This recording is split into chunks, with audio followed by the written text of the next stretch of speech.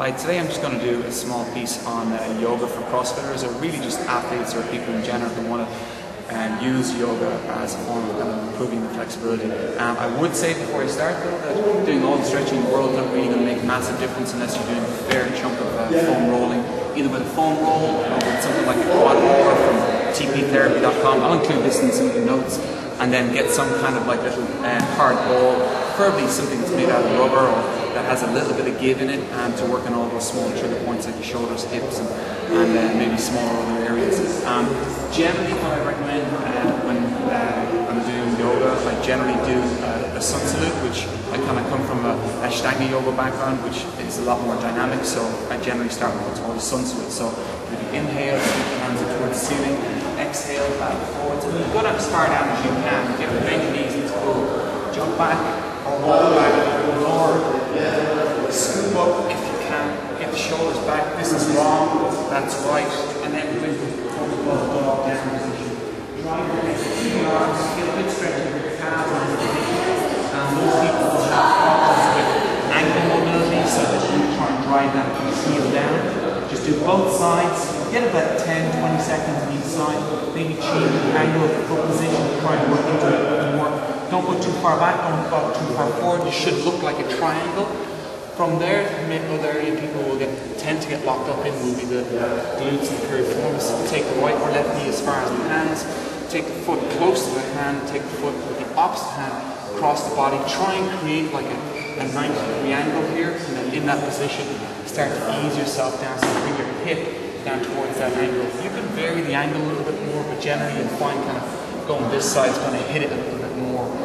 In between that, I'd separate it again with that nice dog up, dog down movement, swap it over, again work on that piriformis on the other side, and then from there, generally I suggest you kind of move into more of the kind of hamstring type stretches. One foot in against the groin, watch the knee angle. If the knee's kicking up an awful lot, probably means the glutes are very tight. You need to go into the previous stretch a bit more, and then from there just bow forwards again.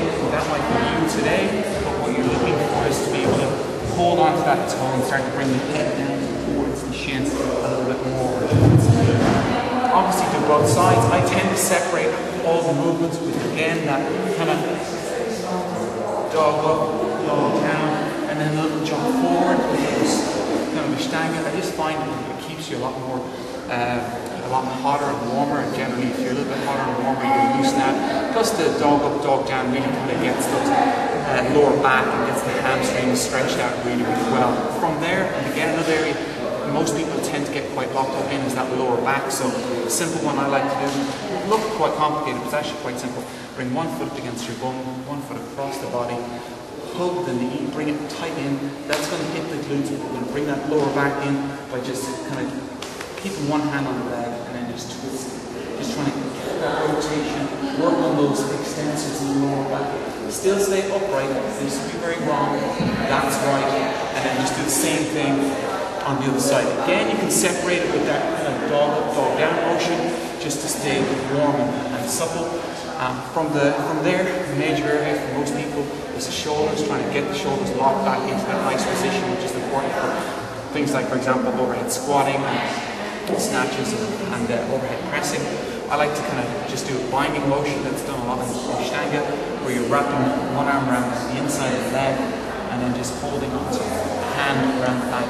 So all I'm doing there is reach, grab, hold, and it's just to try and work on the shoulder mobility, just to try and get the shoulder back a little bit more.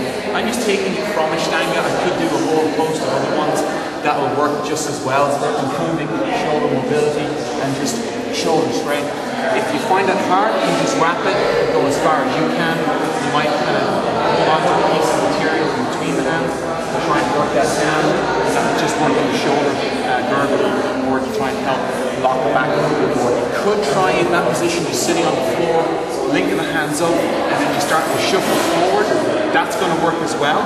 And then just try and really get that chest out as much as you can. Pull the arms back. You don't even need a ledge or anything for that. That's going to work also. I think the final one is just a very simple adductor stretch. So go with legs out wide, bow forwards, things should happen with your waist. This is long, that's right, bow forwards, and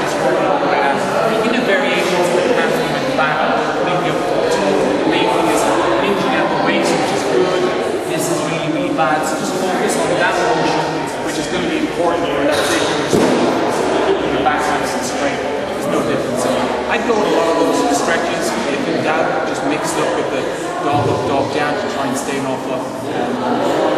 And you should find that they'll all help improve flexibility. As long as it's done with a lot of foam rolling as well, you should notice a massive difference for your performance as well. And I'll probably add 50 pounds to your squat. Okay, thanks very much.